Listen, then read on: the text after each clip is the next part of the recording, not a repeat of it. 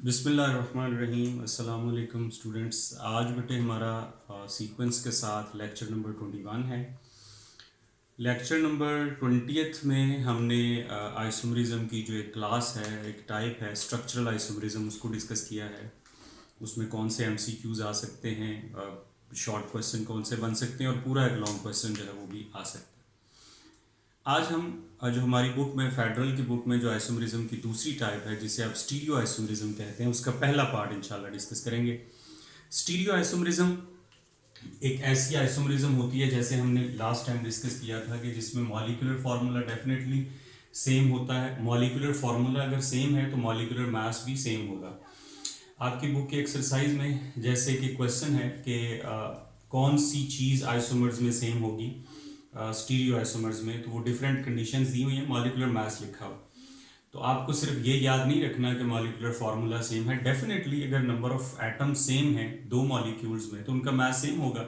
सो का molecular weight भी same होगा, मॉलिक्यूलर मास भी सेम होगा। Same molecular formula, same structures, definitely इनके स्ट्रक्चर सेम होते हैं स्टीरियो आइसोमर्स के। बॉन्ड कनेक्टिविटी सेम होती हैं तो स्ट्रक्चर सेम होते हैं। मतलब एक एटम के साथ जो दो ग्रुप्स अटैच हैं, दूसरे आइसोमर में भी वही ग्रुप्स उस एटम के साथ अटैच होंगे। लाइक ये देखिए, ये ट्रांस है, ये सिस है। इस कार्बन के साथ मिथाइल और CH3 अटैच है, यहाँ भी यही अटैच है। इस कार्बन के साथ हाइड्रोजन और CH3 अटैच है, इसके साथ भी यही अटैच। फर्क सिर्फ ये है कि यहाँ पे इनकी पोजीशन और है और यहाँ पे इनकी पोजीशन और है। सो पोजीशन का या अरेंजमेंट का फर्क हो सकता है। तो what is different in stereo isomerism? Stereo isomerism arises due to difference in arrangement of atoms or group of atoms in space।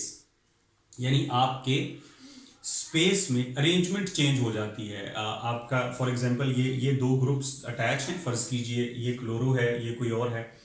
अगले आइसोमर में आप इनको यूं कर दीजिए, ये इसको इसकी जगह कर दीजिए, इसको इसकी जगह कर दीजिए। तो जब आपने पोजीशन चेंज की, स्ट्रक्चर पे तो कोई फर्क नहीं आया, ज्योमेट्री तो चेंज नहीं हुई। तो इसलिए इस तरह से एक नया आइसोमर, क्योंकि जो नई चीज बनती है उसकी देखें, आइसोमर्स में मैंने आपको बताया था कि दो कंपाउंड्स आइसोमर तब होंगे जब उनकी कोई एक प्रॉपर्टी कम से कम डिफरेंट जरूर होगी। तो जब जब इस तरह से आप पोजीशन चेंज करते हैं तो प्रॉपर्टीज चेंज होती हैं, नए नए सब्सटेंस, नई कंपाउंड, नया कंपाउंड बनता है, नई सब्सटेंस बनती है। So the isomerism arises due to difference in arrangement of atoms or group of atoms in space। उसे कहते हैं स्टीरियो आइसोमरिज्म। इसकी दो टाइप्स होती हैं, ऑप्टिकल आइसोमरिज्म और ज्योमेट्रिकल आइसोमरिज्म। हमने आइसोमरिज्म के इंट्रोडक्शन में इसको पढ़ा हुआ है। ऑप्टिकल आइसोमरिज्म फर्दर जो है वो एनेंशियोमर्स और डायास्टीरियो आइसोमर्स में जाएंगे। ज्योमेट्रिकल आइसोमरिज्म इंशाल्लाह हम आज के लेक्चर में डिस्कस करेंगे डिटेल के साथ, जो हमारी बुक में मौजूद है। इसका लेक्चर का फायदा एंटी टेस्ट के स्टूडेंट्स को भी होगा, क्योंकि इससे आने वाले तमाम क्वेश्चंस अगर आप ये लेक्चर सुनते हैं तो आपको पता चल जाएगा कि ज्योमेट्रिकल आइसोमरिज्म से आने वाले एमसीक्यूज कौन कौन से हो सकते हैं और आप उनको कैसे टैकल कर सकते हैं। ज्योमेट्रिकल आइसोमरिज्म, जिसे हम सिस ट्रांस आइसोमरिज्म भी कहते हैं, पहले हम ये पढ़ेंगे। Also called cis trans isomerism, और इसकी एक्सटेंडेड फॉर्म को E एंड Z आइसोमरिज्म भी कहते हैं। E यूज होता है बेटे ट्रांस के लिए और Z होता है सिस के लिए। E का मतलब है एंटगिजन। एंटगिजन जर्मन वर्ड है जिसका मतलब अपार्ट होता है, ठीक है। और जुस्समन, Z का मतलब है, ये भी जर्मन वर्ड है जिसका मतलब टुगेदर होता है। यानी जब आप सिस की फॉर्म में लिखेंगे तो वो टुगेदर कहलाएगा और वो Z फॉर्म कहलाएगी। जब आप ट्रांस की फॉर्म में लिखेंगे तो उसे E कहेंगे। लिहाजा ट्रांस और सिस को आप E एंड Z भी कह सकते हैं। E और Z जो है ये जर्मन वर्ड से लिए गए हैं, जबकि सिस और ट्रांस जो है ये लैटिन वर्ड है। सिस का मतलब जो है वो दिस साइड होता है और ट्रांस का मतलब टू दैट साइड होता है। तो ये सिर्फ इतना फर्क है। बाकी इसमें जहां पे सिस ट्रांस आइसोमरिज्म की पॉसिबिलिटी खत्म हो जाती है, Z और E की पॉसिबिलिटी वहां भी होती है। अब हमारी बुक में सिस और ट्रांस है तो हम वहीं पे ज्यादा रहेंगे। सो also called cis trans and extended form is called E and Z configuration। किस में प्रेजेंट होती है, या अल्कीन में या साइक्लोअल्केन में, ये इसके लिए जरूरी है, रिस्ट्रिक्टेड रोटेशन। तो इसमें है क्या, अगर हमने सिस को डिफाइन करना तो हम कहेंगे if two identical groups are two identical atoms are attached on same side of double bond. अगर डबल बॉन्ड के एक साइड पे दो ग्रुप अटैच हैं, या एक ऐसे बॉन्ड की एक ही साइड पे दो ग्रुप अटैच हैं जो अपने एक्सेस के गिर्द रोटेट नहीं कर सकता, जो कि साइक्लोअल्केन में भी होता है। सो एक ऐसा bond which can not rotate about its axis, अगर उसमें दो कार्बन है और दोनों के ऊपर सेम साइड पे दो ग्रुप्स अटैच हैं तो उसको हम कहेंगे सिस। सिस का मतलब होगा, जैसे मैंने आपको कहा, लैटिन वर्ड है जिसका मतलब टू दिस साइड। और अगर दो आइडेंटिकल ग्रुप्स, दो इस कार्बन से अटैच हैं, दो इससे, इनमें से दो आइडेंटिकल ग्रुप्स अगर ऑपोजिट साइड पे अटैच हैं तो इस फॉर्म को कहेंगे ट्रांसफॉर्म या ई फॉर्म। ट्रांसफॉर्म या ई फॉर्म, ट्रांस भी कहेंगे और ई भी कह सकते हैं। तो ये सिस ट्रांस का तो हमें पता है, हम इसको डिफाइन करना चाहें तो हम कर सकते हैं, ये आइडेंटिफिकेशन हो सकती है। अच्छा, अब अगली बात जो हमारी, एक तो सिस ट्रांस को हमने डिफाइन कर लिया, अगली जो हमारा टॉपिक है वो ज्योमेट्रिकल आइसोमरिज्म में सिस और ट्रांस का कंपैरिजन है। हम ऑलरेडी पढ़ चुके हैं काफी कुछ इसके बारे में, लेकिन यहां से आपके एमसीक्यूज बहुत ज्यादा पूछे जाते हैं, स्पेशली एमटेस के स्टूडेंट्स को। सिस और ट्रांस में आपको पता होना चाहिए कि जो सिस फॉर्म है ये लेस स्टेबल होती है क्योंकि इसमें बल्कि ग्रुप्स की रिपल्जन होती है, करीब होते हैं। ट्रांस फॉर्म ज्यादा स्टेबल होती है। सिस फॉर्म जो है वो अनसिमेट्रिकल होती है, एक साइड पे ग्रुप्स मौजूद हैं, जबकि ज्यादा सिमेट्री जो है वो ट्रांसफॉर्म में होती है। तो ट्रांसफॉर्म सिमेट्रिकल होने की वजह से इसका मेल्टिंग पॉइंट ज्यादा होता है, क्योंकि जो सिमेट्रिकल मॉलिक्यूल्स होते हैं उनकी आपस में पैकिंग बड़ी स्ट्रांग होती है, और अगर एटम्स की पैकिंग स्ट्रांग है तो मेल्टिंग पॉइंट डेफिनेटली बढ़ जाएगा। सिमेट्री ज्यादा है, मेल्टिंग पॉइंट ट्रांसफॉर्म का ज्यादा, सिस का कम है क्योंकि अनसिमेट्रिकल। डायपोल मोमेंट सिस का जीरो नहीं होता क्योंकि डायपोल मोमेंट एक वेक्टर क्वांटिटी है। तो जब हम वेक्टर एडिशन बेटे करते हैं इस तरह से दो वेक्टर की, तो यूजुअली सिस फॉर्म में जब हम head to tail rule apply करते हैं तो वो एक नल वेक्टर आंसर नहीं आता, बल्कि वो एक प्रॉपर जो है वो उसका आंसर आता है, प्रॉपर एक वैल्यू आती है, एक मैग्नीट्यूड आती है। तो इस तरह से जो ट्रांसफॉर्म है, सिस फॉर्म है, इसका डायपोल मोमेंट यूजुअली जीरो नहीं होता, लेकिन ट्रांसफॉर्म का डायपोल मोमेंट हमेशा जीरो होता है। डायपोल मोमेंट अगर जीरो हो तो आपका मॉलिक्यूल नॉन पोलर होता है, तो ट्रांस मॉलिक्यूल नॉन पोलर होता है। नॉन पोलर होने की वजह से इसका बॉइलिंग पॉइंट लो है, इसका बॉइलिंग पॉइंट लो है और इसका बॉइलिंग पॉइंट ज्यादा है। बॉइलिंग पॉइंट ज्यादा किसका है? सिस का। सिस का बॉइलिंग पॉइंट ज्यादा क्यों है? क्योंकि इसमें पोलैरिटी होती है, इंटरमॉलिक्यूलर फोर्सेस ज्यादा होती हैं, इसलिए इसका बॉइलिंग पॉइंट ज्यादा है। तो बॉइलिंग पॉइंट सिस का ज्यादा है, लेकिन मेल्टिंग पॉइंट ट्रांस का ज्यादा है। मेल्टिंग पॉइंट ज्यादा क्यों है? क्योंकि सिमेट्री है। बॉइलिंग पॉइंट्स कम क्यों है? क्योंकि नॉन पोलर है। तो ये इन दोनों का डिफरेंस है जो आपने जहन में रखना है। एक चीज सिर्फ ऐसी है जो मैं आपके साथ यहां शेयर कर दूं कि एक ट्रांस और सिस फॉर्म जो हम आपकी बुक में दिया गया है बेटे, ये खास तौर पे आपने जहन में रखना है। सिस और ट्रांस का ये मैं आपके सामने ड्रॉ कर रहा हूं जी। Here is COOH and H, COOH and H। ये है मैलिक एसिड का फॉर्मूला। अब यहां पे क्योंकि एसिड ग्रुप सेम साइड पे है तो इसको सिस मैलिक एसिड कहेंगे, लेकिन इसकी जो ट्रांसफॉर्म है उसे ट्रांस मैलिक एसिड नहीं कहते। इसकी जो ट्रांसफॉर्म है उसका नाम आपको जहन में रखना है। इसकी ट्रांसफॉर्म का नाम है, हियर इज इट्स ट्रांसफॉर्म, और इसको कहते हैं fumaric acid. So fumaric acid is transform of malic acid. ठीक है, अगर कार्बोक्सिल ग्रुप डबल बॉन्ड के ऑपोजिट साइड पे हैं तो वो फ्यूमेरिक एसिड है, अगर सेम साइड पे है तो जो है वो मैलिक एसिड है। इंटरेस्टिंग बात ये है कि इस केस में हालांकि हमने पढ़ा है कि सिस का मेल्टिंग पॉइंट कम होता है, बॉइलिंग पॉइंट ज्यादा होता है, यहां पे इसका मेल्टिंग पॉइंट भी सिस का ही ज्यादा है, बॉइलिंग पॉइंट भी सिस का ज्यादा है। अब इस केस में एक्चुअली ये बेटा होता है कि इन दोनों कार्बन्स के दरमियान यहां पे एक हाइड्रोजन बॉन्डिंग डेवलप हो जाती है। C double bond O, OH कर लीजिए, COH कर लीजिए, और इधर से डबल बॉन्ड O कर लीजिए। तो यहाँ पे हाइड्रोजन बॉन्डिंग डेवलप हो जाती है, बल्कि दो जगह से आप कह सकते हैं। हाइड्रोजन बॉन्डिंग डेवलप होने की वजह से अब इसकी सिस फॉर्म ज्यादा स्टेबल है। फ्यूमेरिक एसिड और मैलिक एसिड में से सिस फॉर्म मैलिक एसिड है, लेकिन स्टेबल भी ये है due to hydrogen bonding between carboxyl groups. Otherwise repulsion होती, देखें इसमें लेस स्टेबिलिटी की वजह क्या है? ग्रुप्स की रिपल्जन। यहां पे तो रिपल्जन की बजाय हाइड्रोजन बॉन्डिंग आ गई तो स्टेबिलिटी बढ़ गई, इसलिए यहां पे एक तो ये डिफरेंस है। आगे आते हैं जी, सिस और ट्रांस में अगर आप देखते हैं तो ये डबल बॉन्ड है, या आप कह लीजिए कि एक ऐसा बॉन्ड है which can not rotate about its axis. तो इसके लिए दो ग्रुप्स अटैच हैं। अब हम इस ग्रुप की वजह से फैसला करेंगे, इन ग्रुप्स की वजह से फैसला करेंगे कि ये ग्रुप सेम है या डिफरेंट है, सिस है या ट्रांस है। इसका मतलब ये हुआ कि ये ग्रुप अपनी जगह पे मौजूद होने चाहिए। अगर ये अब जैसे वैसे दिखने में तो ये लगता है कि अगर हम इस बॉन्ड को रोटेट कर देंगे तो ये नीचे आ जाएगा और ट्रांस हो जाएगा, दिखने में तो ये लगता है, लेकिन प्रैक्टिकली ये पॉसिबल नहीं। अगर आपने प्रैक्टिकली सिस और ट्रांस को इंटर कन्वर्ट करना है तो आपको बॉन्ड को ब्रेक करना पड़ेगा, पाई बॉन्ड्स को ब्रेक करना पड़ेगा। मैंने शुरू में लेक्चर में बताया था कि ऐसी आइसोमरिज्म जिसको विदाउट बॉन्ड ब्रेकिंग आप एक से दूसरे आइसोमर में कन्वर्ट नहीं कर सकते, उसे आप कन्फिगुरेशनल आइसोमरिज्म कहते हैं। ऐसे भी आइसोमर्स होते हैं जिसमें बॉन्ड रोटेट करने से नया आइसोमर बन जाता है, उन्हें कन्फर्मेशनल आइसोमर्स कहते हैं, और वो यूजुअली अल्केन में होती है। वो हमने शुरू के लेक्चर में पढ़ा है, आप वो लेक्चर सुन सकते हैं, आइसोमरिज्म का इंट्रोडक्शन। सो ये कन्फिगरेशनल आइसोमरिज्म की टाइप्स हैं, स्ट्रक्चरल आइसोमरिज्म भी, और ये जो सारी ज्योमेट्रिकल और ऑप्टिकल आइसोमरिज्म। तो बेटे इसमें होता ये है कि अगर आपने सिस और ट्रांस को कन्वर्ट करना है, for example cis two butene, cis को जी कहते हैं, ट्रांस टू ब्यूटीन, ट्रांस को ई कहते हैं, तो 66 किलो कैलोरी एनर्जी आपको चाहिए पर मोल एक आइसोमर को दूसरे में कन्वर्ट करने के लिए, एंड वाइस वर्सा। इसका मतलब ये हुआ कि आपको पहले डबल बॉन्ड को ब्रेक करना पड़ेगा, आपको एनर्जी की जरूरत है, फिर आप उसकी पोजीशन चेंज करेंगे, फिर दोबारा से बॉन्ड बनाएंगे। ये नहीं हो सकता कि आप सिस और ट्रांस को जस्ट रोटेट करके आप इनको इंटर कन्वर्ट नहीं कर सकते। अब जाहिर है ये एनर्जी आपको या तो लाइट एनर्जी से लेनी पड़ेगी या हीट करना पड़ेगा। सो एक आइसोमर को दूसरे आइसोमर में कन्वर्ट करने के लिए आपको लाइट एनर्जी या हीट एनर्जी का इस्तेमाल करना पड़ेगा, सो दैट आप कन्वर्ट कर सकें, अदरवाइज ऐसा पॉसिबल नहीं है।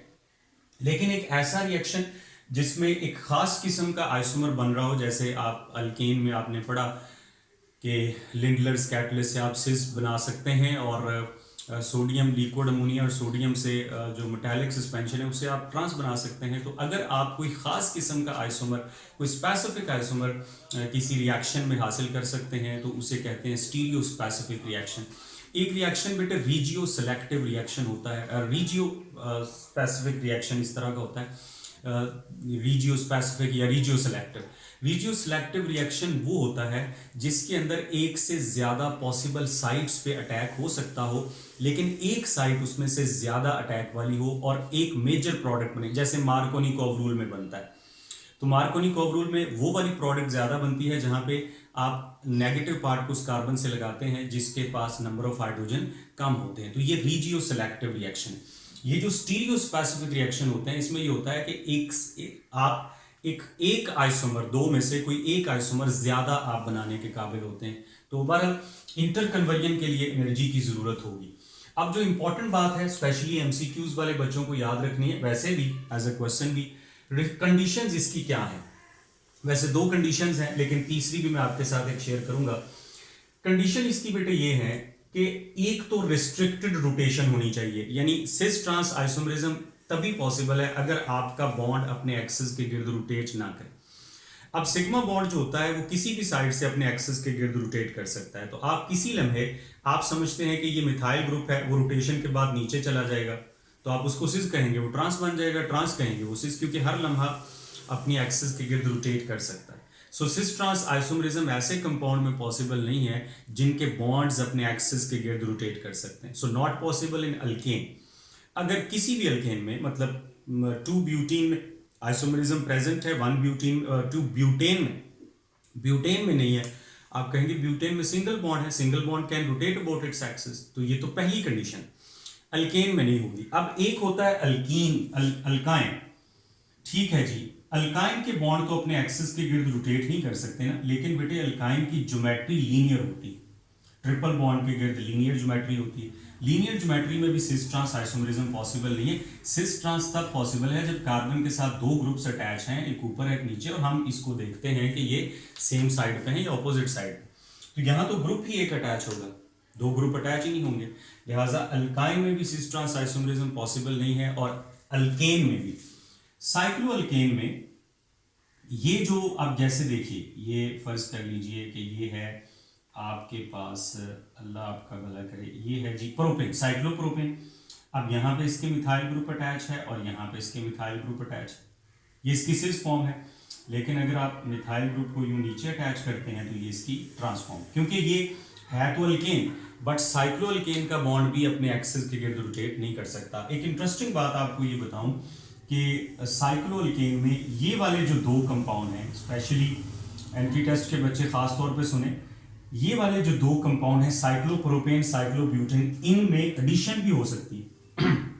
इनमें इतनी ज़्यादा जो है वो एंगल स्ट्रेन है कि ये बहुत अनस्टेबल स्ट्रक्चर है। इनमें हालांकि अल्केन में एडिशन नहीं होती, एडिशन के लिए अनसैचुरेशन होना ज़रूरी है, तो साइक्लोप्रोपेन और साइक्लोब्यूटेन में एडिशन रिएक्शन भी हो सकते हैं क्योंकि एंगल स्ट्रेन बहुत ज़्यादा है, बॉन्ड टूट जाता है। बहरहाल ये एक अलहदा बात थी, साइक्लोअल्केन में होगी या अल्कीन में होगी, तो एक तो रिस्ट्रिक्टेड रोटेशन है, so cis trans isomerism is present in alkene and cycloalkane only.